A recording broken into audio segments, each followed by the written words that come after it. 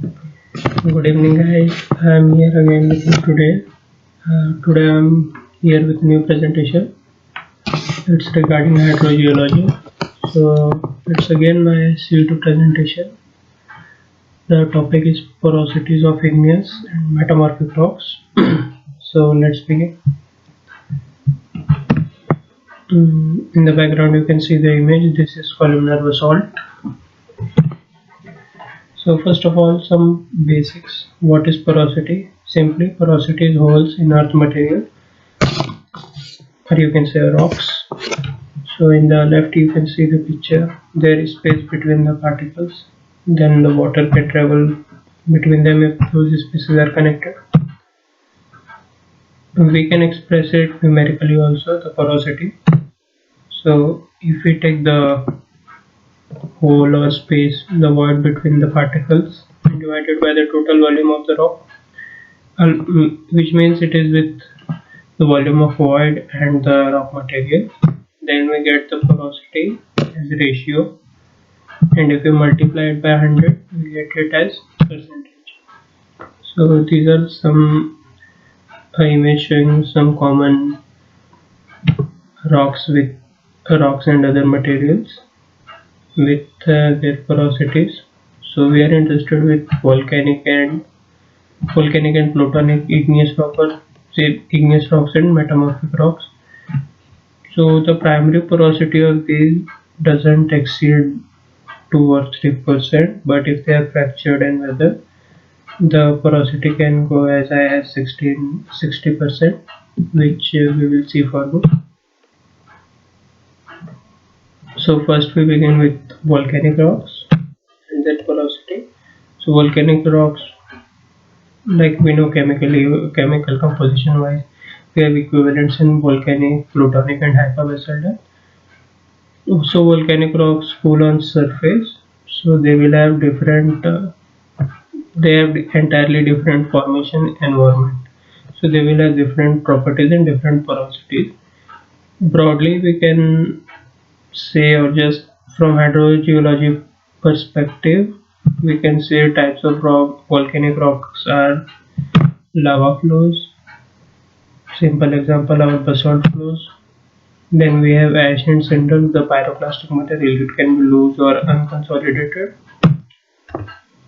Here it's unconsolidated. We can have welded tuff.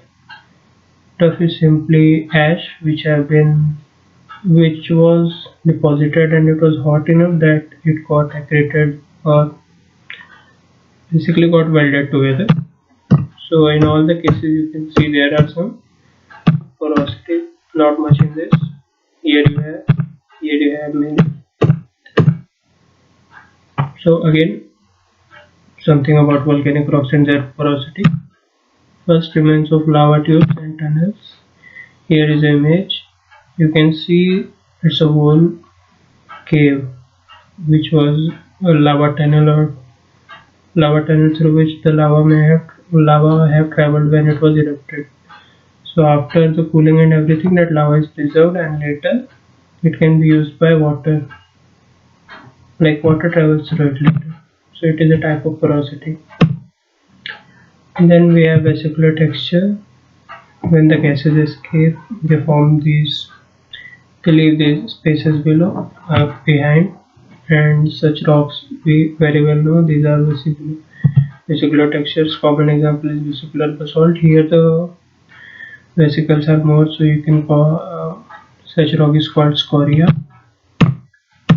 Then we have clinkers, or this is the clinker which is formed by top crust of lava, or if you have lava which is like simple lava, it first cools, and when the new low comes or new pressure from the new material comes, it will simply break the earlier solidified material. It will break in chunks, clinkers. That is what we call clinkers. So they may be unconsolidated most of the time. So they have spaces between them. And sometimes what happens is the crust at the top of the lobe cools, and as the new material from below comes, it will crumble and fall below. So, and it will go and sit on the surface, whatever surface is there, and the new lava material will come over it. So at the base you have this like clinkery material which will be held together by the volcanic material. So that is what you call float of glacier. Next, this is quite ideal example, but it is possible if you have gravels or some other rhodaceous sediments trapped in volcanoes and lava flows. For example, uh, if we consider that there are many gravels at the base and new lava comes, then there may be some preservation of the porosities of the gravel between the gravels. That can also serve as porosity. So again, brief: basalt which has low gas content, it has 1 to 12% porosity. Pumice, it has a max porosity around 87%. It is glassy material, and so basalt is basic. Pumice is equivalent of rhyolite, we can say, so it is quite acidic, and there are many gases which has not fully escaped and they form these bubbles. So it has very high porosity.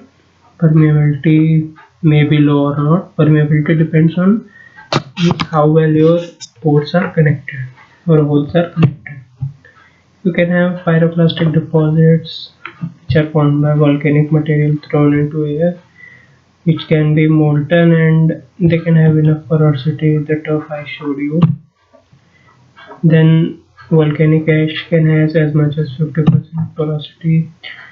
So here is the catch: the original primary porosity of these rocks is very less, but with weathering and other fracturing and fracturing, the porosity keeps on increasing.